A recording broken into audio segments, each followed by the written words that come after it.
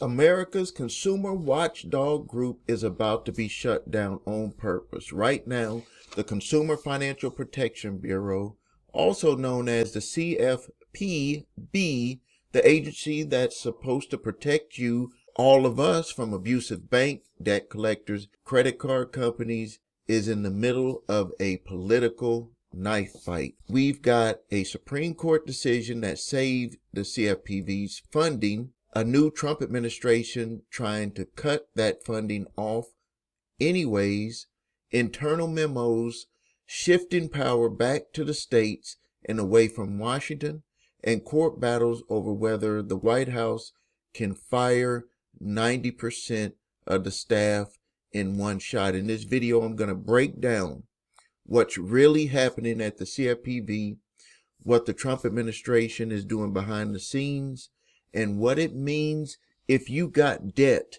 credit issues, and you're fighting a bank or a debt collector. Stay with me. This video is going to be very important. So first, let's do a quick refresher. The Consumer Financial Protection Bureau was created after the 2008 financial crisis to police things like credit cards, mortgages, payday loans, and debt collectors. Think of it as a referee between the people and trillions of dollars of financial institutions. Over the years, the CFPB has sued major banks and lenders, returned billions of dollars to consumers in refunds and penalties, issued rules on things like debt collection practices, debt collector abuses, overdrafting fees, and credit reporting.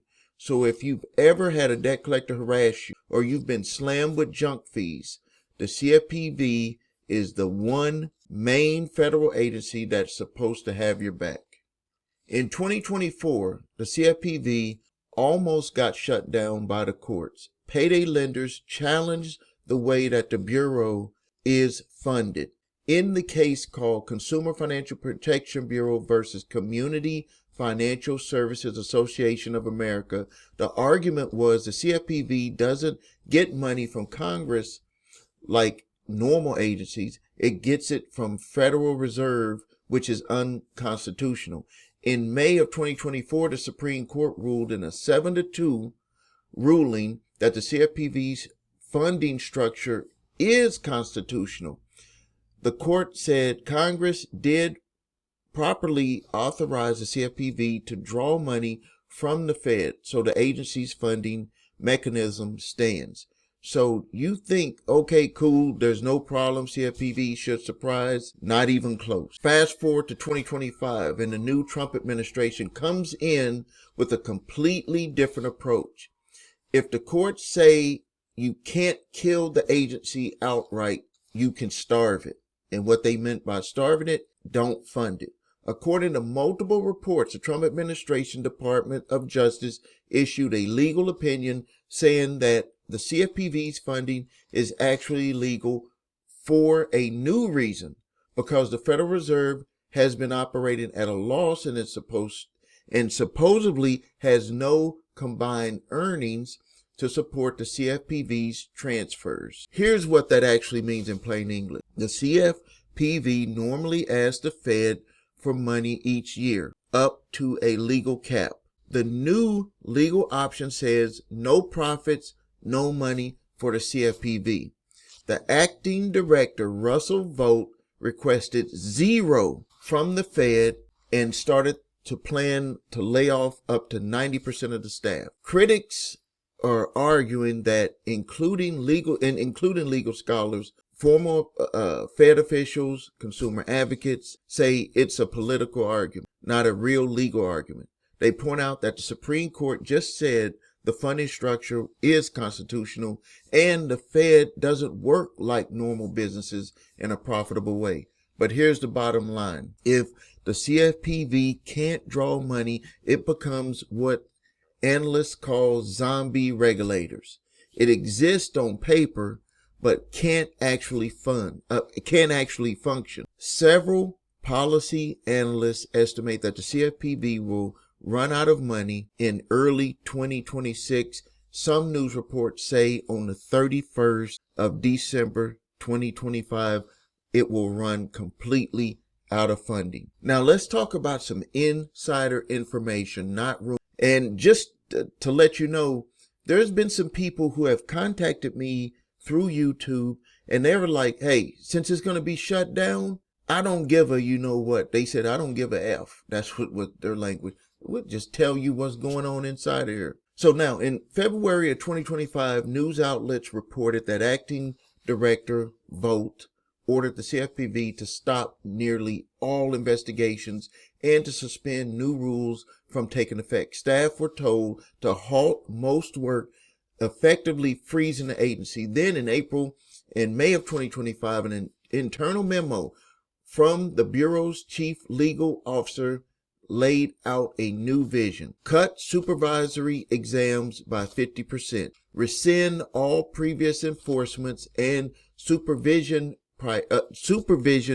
priority documents. Shift enforcement and supervision to the states whenever possible. Focus primarily on tangible harm and actual fraud, and avoid duplicate oversight. Another move, the CFPB revoked almost 70 guidance documents. I've talked about this in other videos about the agreement that debt collectors had with the CFPB, with the way that the debt collection letter was supposed to go out. That's about to be thrown out the window. And I have seen recent debt collection letters go back to the way it was before 2008, which was very confusing to people.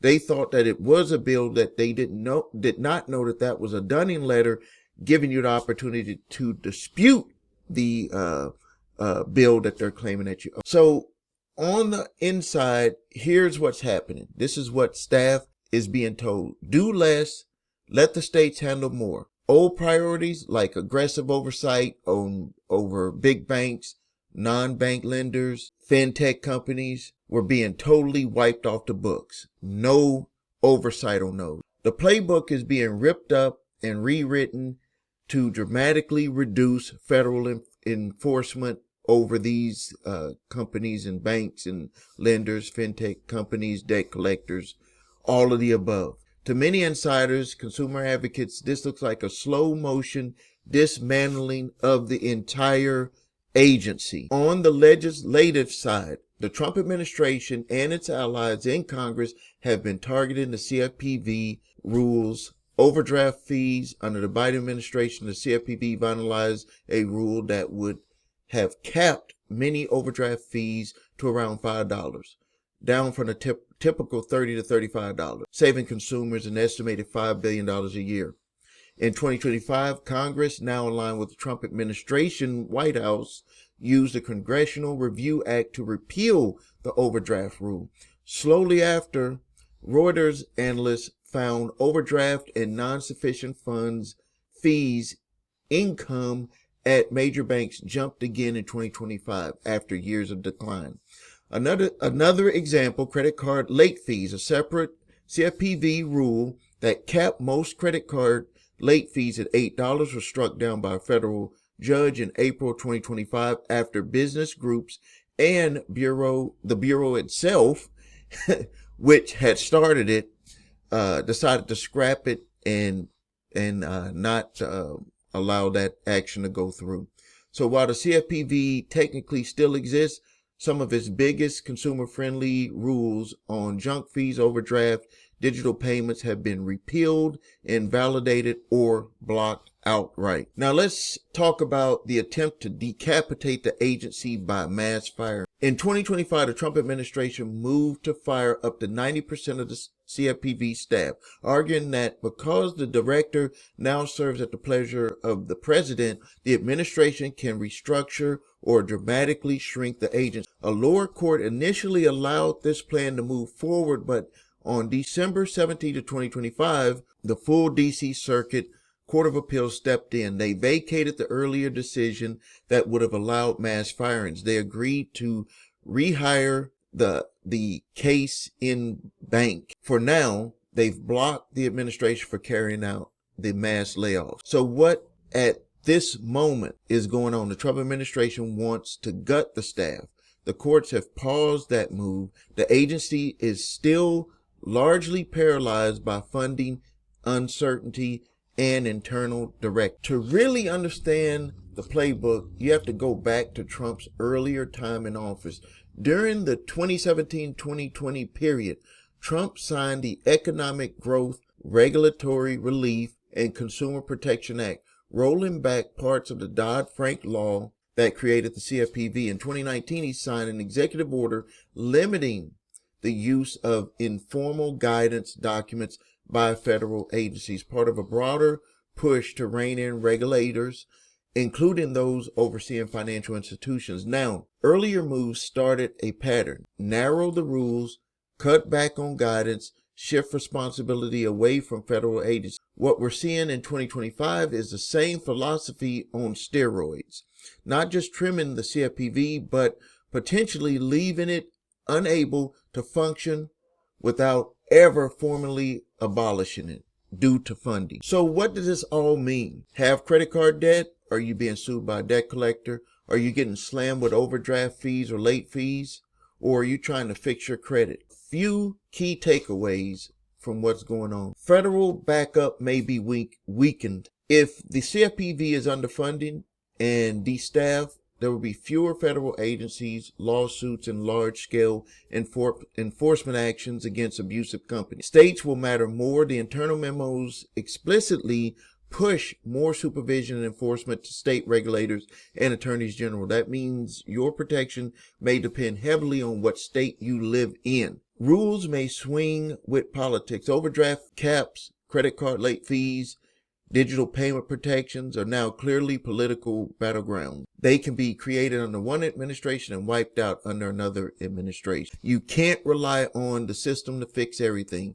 Whether the CFPB is strong or weak, you still need to understand your rights under the Fair Debt Collections Practices Act, the FDCPA, under the Fair Credit Reporting Act, FCRA, and under your individual state laws. Right now, the CFPB is technically alive, but between a funding freeze, internal memos cutting supervision in half, repealing rules on junk fees, and ongoing court fights over mass firings, it's probably not going to be here. It's probably just going to be a ghost age. Some people need to understand how they can move forward. And what I want to do is to let you know, don't be afraid. The Credit Repair Shop was here before the CFPB. We understand what to do and how to say it. Let me know your comments. Do you think the CFPB should be shut down? And if you need help with your credit, please visit us at thecreditrepairshop.com. Watch the video, What Makes Us Different, so you can see my 8-point validation process, my 2-phase settlement process. If you need your credit reports and scores, go to the website your3scores.com to grab your TransUnion, Equifax, Experian credit reports and all 3 scores. If you have debt collectors coming after you, you have 2 choices. You can go and get my 3-pack of letters that are free, where you can type in everything, the templates. Link is below this video. Or you can go to summersmaster.com and get an exclusive certified debt validation letter that can stop debt collectors in their track. If you're being sued by debt collectors, you can go to summersmaster.com to get a court-ready response to every allegation and defense to help you win your case. Thank you for your time. Subscribe to the channel. Post your questions and comments. This is Stephen A. Williams, President and Founder of thecreditrepairshop.com.